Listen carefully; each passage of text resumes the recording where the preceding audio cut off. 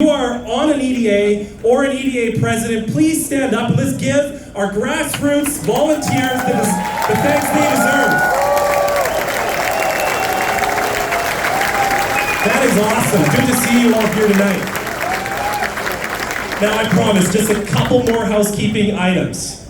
Now you might be aware, like the rally in the Okanagan the other night, that today our rally is being live streamed across Canada. So I'm going to ask, yeah, that's right, let's send the message, Canada. Let's send the message, Cloverdale. I love this. So, all of you, take out your cell phone. Go to Pierre's Facebook page, go to his Twitter. I'm serious, we gotta work together here. Let's go to his Facebook, let's go to his Twitter, and let's share the live stream right now. Can you all do that for me? Awesome. And the reason I'm saying that is because, you know, as a member of Parliament, I have a lot of people come to me and say, Brad, I can't handle it anymore. What can we do? Well, the number one thing you can do is start sharing and commenting positively on Pierre Poilievre's social media posts. Can we get an agreement that we're all going to do a little bit more of that for Pierre? Awesome. Now the second thing is you can get involved with one of your local EDAs and you can volunteer for the Conservative Party of Canada. We are going to need each and every one of you to defeat this out-of-touch government when the next election is called. Do I have your support? All right. Now thirdly, to run big events like this, I'm encouraging everyone to continue supporting the Conservative Party financially. We cannot do it without our grassroots donors, so all of you who already are donating to our party, thank you. Your money is used wisely, and our number one issue is to defeat Justin Trudeau in the next election, so thank you for supporting us. And finally, if you don't have a Conservative Party membership, please go sign up online. It's super easy. We want you part of our family. Now, without further ado, I'd like to introduce Anna Poilievre.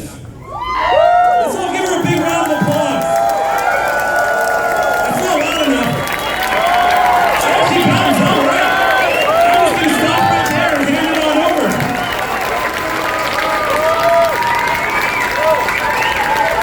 Good evening, everyone. Thank you so much. What a pleasure to be here in the beautiful West Coast.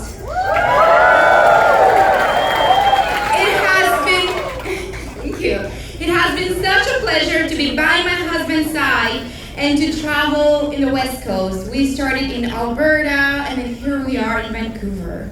And as we go in this journey, my husband shared so many of his childhood memories because, as you know, Pierre is actually born in Alberta and he was adopted and raised by 2 school teachers from Saskatchewan.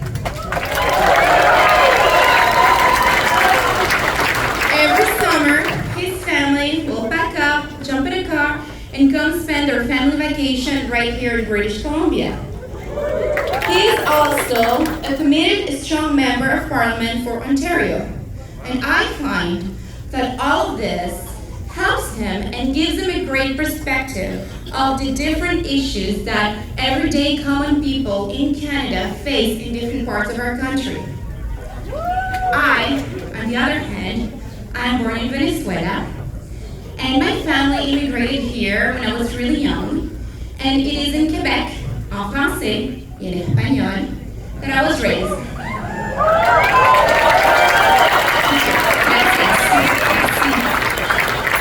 And despite our different backgrounds, we share the same values, and we have similar upbringings. Our family's been raised in a very modest and humble way, living paycheck to paycheck. Now, I also find that those different backgrounds, united with our shared values. Minister of Canada.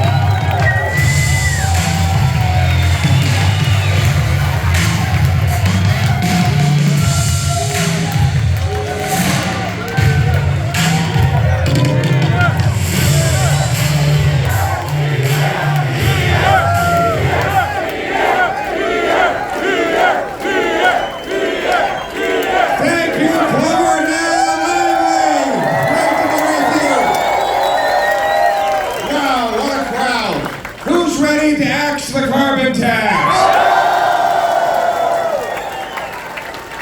Who's ready for homes you can actually afford? Who's ready to launch a big rally that grows into a bigger movement that leads to replacing Justin Trudeau?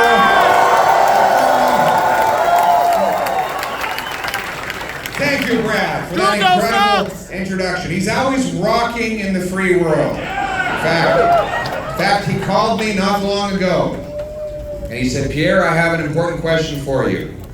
Do you believe in free speech? I said, yes. He said, how would you like to give one? That's how I ended up here today, giving these remarks. We just came from the beautiful Kelowna region, the greater Okanagan. We were there with Tracy Gray, Member of Parliament, Shadow Minister of Employment. When we got there, she said, Pierre, we have to visit our seniors. They built this country. Yeah.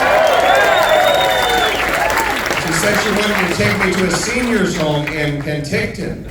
So I said, Tracy, they're not going to want to see some politicians from Ottawa at the seniors home. She said, no, you'll be a big star. So I went in and I walked up to a lady and I said, do you know who I am? She said, no, but if you ask the nurse, she'll tell you who you are. Oh my goodness.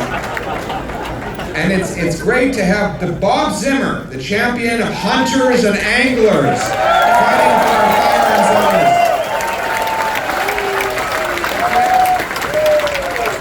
When I started my career, I was getting into a little bit of trouble speaking too much. I was a young man with a lot to say, and my mouth moved faster than my brain.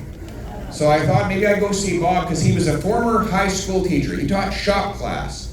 But he'll have some wisdom. My folks were teachers. I always respected teachers. So he brought me into his office, and he sat me down, and he said, Pierre, this is my advice to you. You see that fish on the wall, which I caught back home in BC? You see that fish? If he kept his mouth shut, he'd still be alive.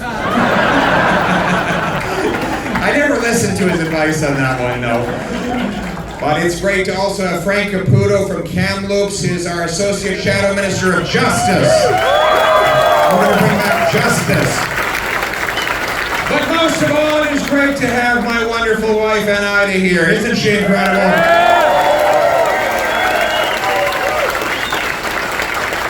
Now you might be saying, what's she doing with this guy? She's with this beautiful woman, and she has such a different story on the outside, right? But actually, if you look closely, our story is all the same. It's the Canadian story. Now, my family might have come about 100 years before hers arrived, but they came for the same reason. That reason was freedom. They wanted to live in the freest country on earth. I was born to an unwed mother who was 16 years old, who put me up for adoption, but my parents taught me that in Canada, it didn't matter where you came from, it mattered where you were going. It didn't matter who you knew, it mattered what you could do. That's the country that Anna came to.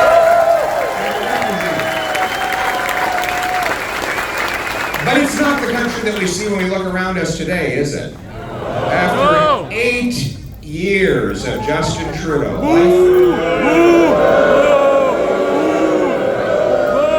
life costs more. Work doesn't pay. Housing costs have doubled. Crime, chaos, drugs, and disorder are common in our streets, and he divides to distract from this horrendous track record. He wants all the power and none of the responsibility. But here's the good news, my friends. Canada was not like this before Justin Trudeau, and it won't be like this after he's gone.